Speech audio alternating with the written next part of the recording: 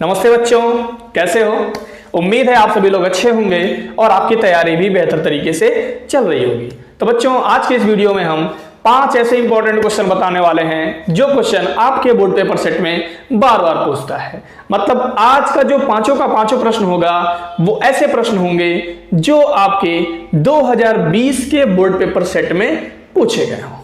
ठीक है, तो चलिए बताते हैं 2020 के बोर्ड पेपर सेट का पहला प्रश्न क्या था।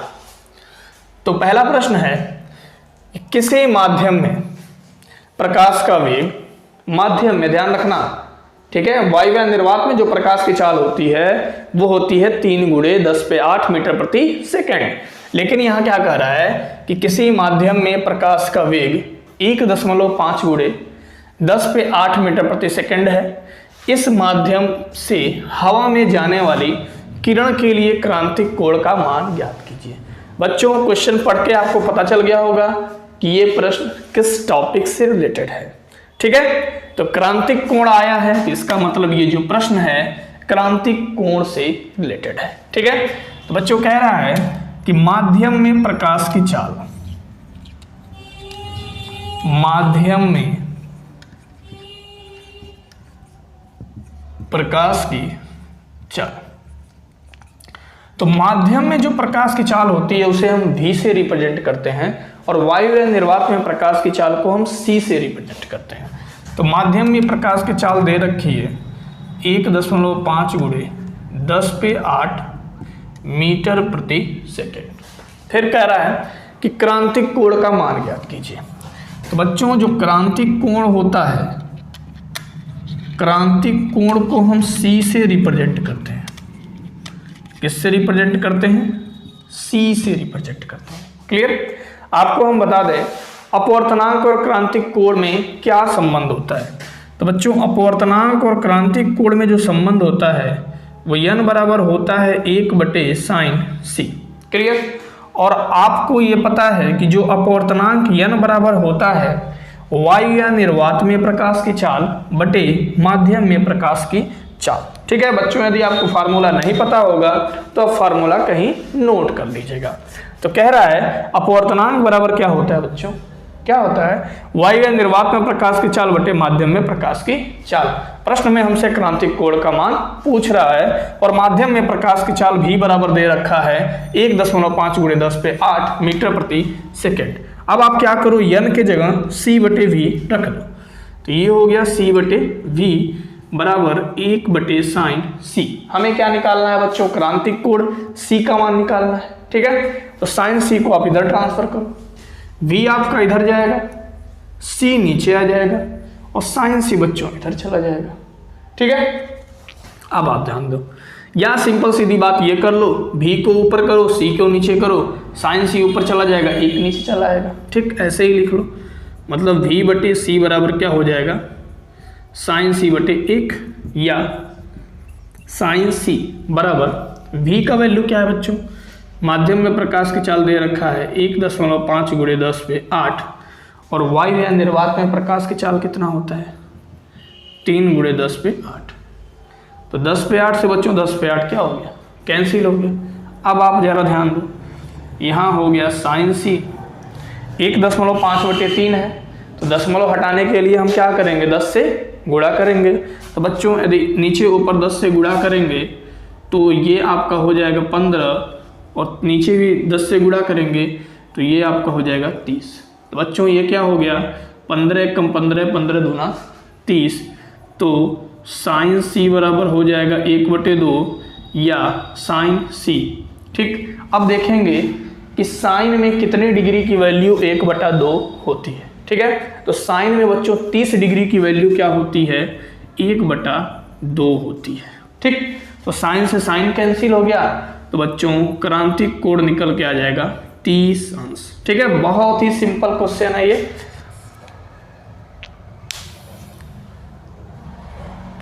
बस आपको कॉन्सेप्ट और फार्मूला पता रहेगा तो बड़े आराम से आप न्यूमेरिकल क्वेश्चन सॉल्व कर पाओगे। ठीक है, ये क्वेश्चन क्या है? बहुत ही सिंपल है, आपके सामने है, 2020 में पूछ रखा है ये।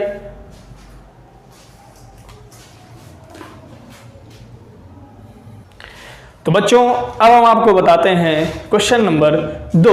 ये भी प्रश्न आपके 2020 के बोर्ड पेपर में पूछ रखा है। ठीक है, प्रश्न ये देखने से छोटा लग रहा है, छोटा ही प्रश्न है। ठीक है, किस चैप्टर से है? संधारित्र लिखा है, मीन्स धारिता वाले चैप्टर से है, संधारित्र वाले चैप्टर से है। क्लियर? मैं प्रश्न पढ़ रहा हूं, फटक से इस प्रश्न को लगाइए, और यदि ये प्रश्न आपको अच्छे से समझ में आता है तो एक प्यारा सा कमेंट करके जरूर बताइए। कह रहा है 10 पिको फैरड का एक संधारित्र। तो बच्चों पिको फैरड किसका मात्रक है?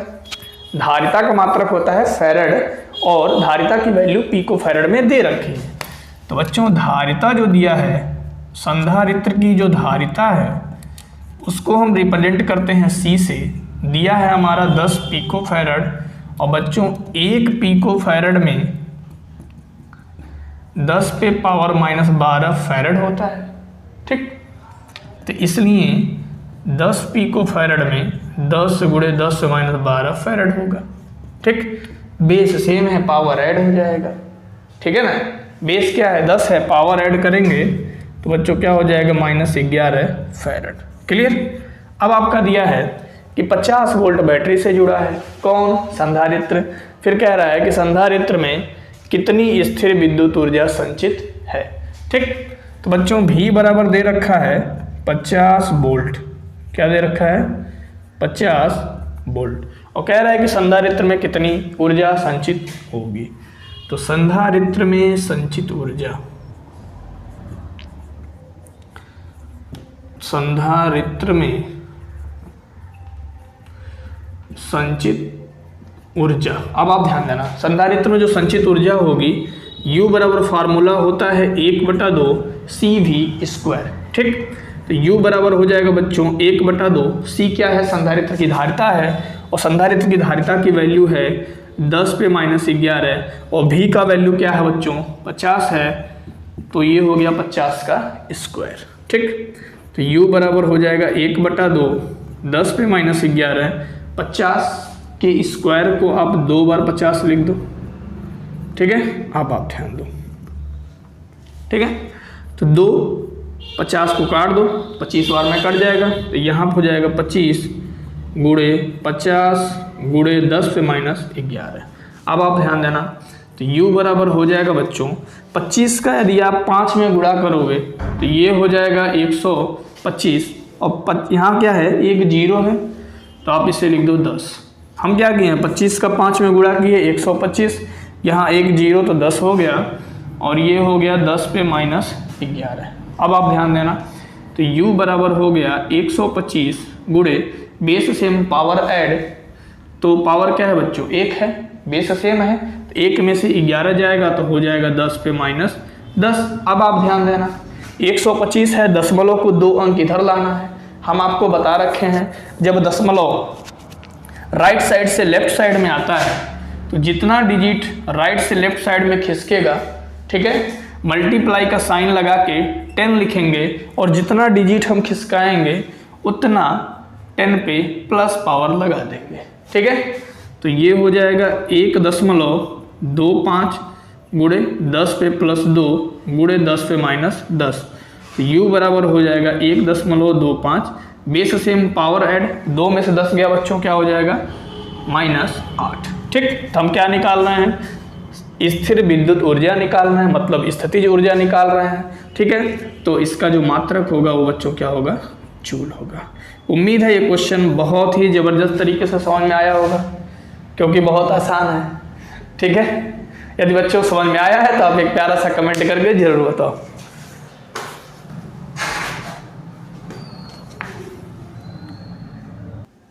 तो बच्चों अब हम आपको बताने वाले हैं 2020 का क्वेश्चन नंबर 3। ठीक, तो क्वेश्चन नंबर 3 है आपका, कह रहा है कि 12 वोल्ट विद्युत वाहक बल तथा 3 ओम आंतरिक प्रतिरोध। ध्यान देना, क्या आ गया? विद्युत वाहक बल 12 वोल्ट का, आंतरिक प्रतिरोध 3 ओम का, प्रतिरोध की बैटरी को किसी प्रतिरोधक से संयोजित किया जाता है।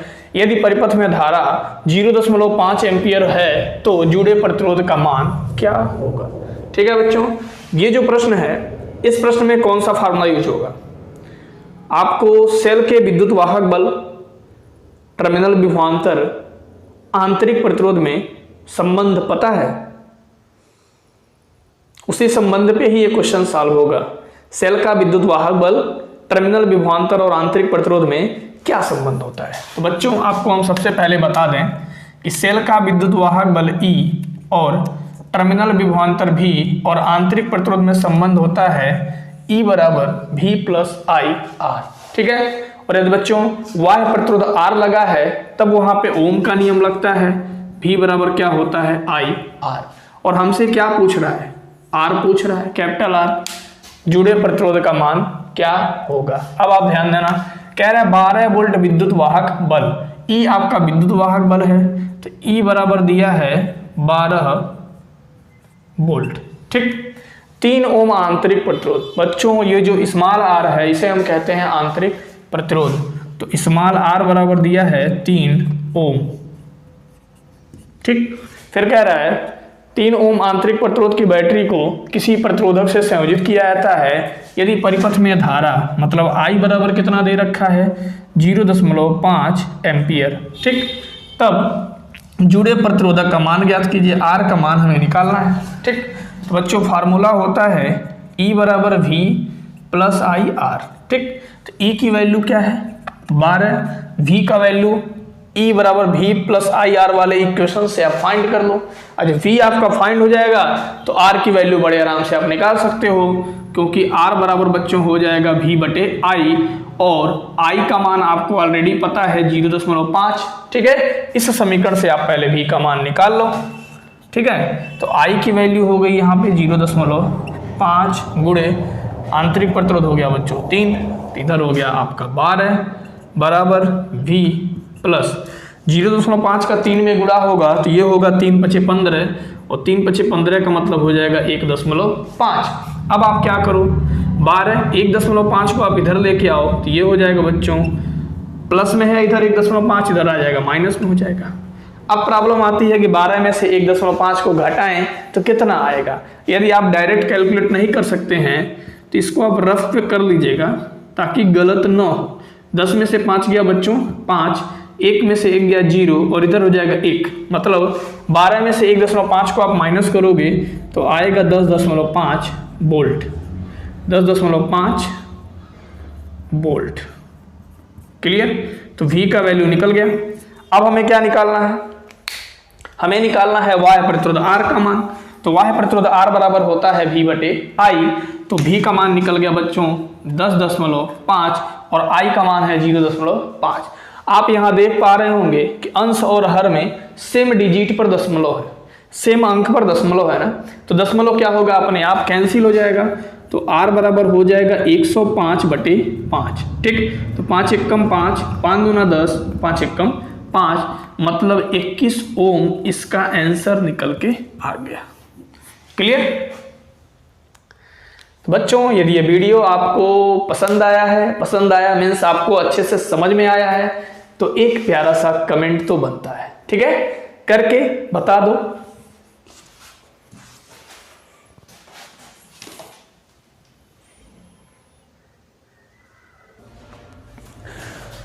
तो चलिए बच्चों अब हम आपको बताते हैं क्वेश्चन नंबर 4, और ये इस वीडियो का लास्ट क्वेश्चन है। ठीक है, आज बच्चों इस वीडियो में केवल 4 क्वेश्चंस ही रहेंगे।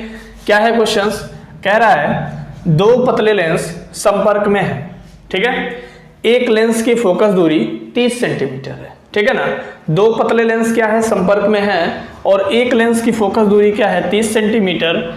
यदि इस संयोग की फोकस दूरी क्या है 15 सेंटीमीटर है। ठीक, तो दूसरे लेंस की फोकस दूरी क्या होगी। अब आप ध्यान दो, कह रहा है कि एक लेंस की फोकस दूरी 30 सेंटीमीटर है, संयुक्त लेंस की फोकस दूरी का सूत्र क्या है, नहीं पता है तो आप कहीं नोट कर लेना, इसका डेरिवेशन भी बहुत इंपॉर्टेंट है।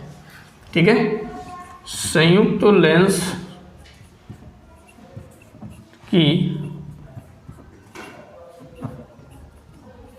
फोकस दूरी, तो बच्चों संयुक्त लेंस की फोकस दूरी का सूत्र होता है 1/f = 1/f1 प्लस 1/f2। तो क्वेश्चन कह रहा है कि एक लेंस की फोकस दूरी क्या है 30 सेंटीमीटर। मान लीजिए f1 की फोकस दूरी क्या है 30 सेंटीमीटर। ठीक, पहले वाले लेंस की फोकस दूरी f1 है और f1 की वैल्यू क्या है 30 सेंटीमीटर। कह रहा है यदि इस संयुग की फोकस दूरी 15 सेंटीमीटर, तो बच्चों दोनों लेंसों के संयुग की जो फोकस दूरी है वो f है, मीन्स ये क्या है 15 सेंटीमीटर है। तो कह रहा है हमसे दूसरे लेंस की फोकस दूरी क्या होगी। तो बच्चों दूसरे लेंस की फोकस दूरी क्या है f2 है, इसे आप कैलकुलेट करके फाइंड कर लो। तो ये हो जाएगा 1/15 माइनस 1/30 बराबर 1/f2। क्लियर। अब देखो 15 और 30 का एलसीएम ले लो बच्चों, 15 और 30 का जो एलसीएम होगा वो 30 हो जाएगा। 15 दूना 30, 2 एकम 2, 30 एकम 30, 1 एकम 1 बराबर 1/f2। क्लियर। तो 2 में से 1 गया बच्चों 1/30 बराबर 1/f2। अब आप इसे अब आप क्या करो 30 को ऊपर कर दो तो f2 भी ऊपर हो जाएगा और f2 की वैल्यू आपकी आ जाएगी +30 सेंटीमीटर। क्लियर। पहला वाला जो लेंस है 30 सेंटीमीटर फोकस दूरी का है, मतलब उत्तल लेंस है, और इस संयोग की जो फोकस दूरी है 15 सेंटीमीटर है, मतलब संयोग करने के बाद भी फोकस दूरी क्या है धनात्मक है, ये भी उत्तल लेंस है। और दूसरे लेंस की जो फोकस दूरी बच्चों आ रही है वो आ रही है +30 सेंटीमीटर। इसका मतलब दूसरा लेंस भी आपका क्या है उत्तल लेंस है। ठीक है।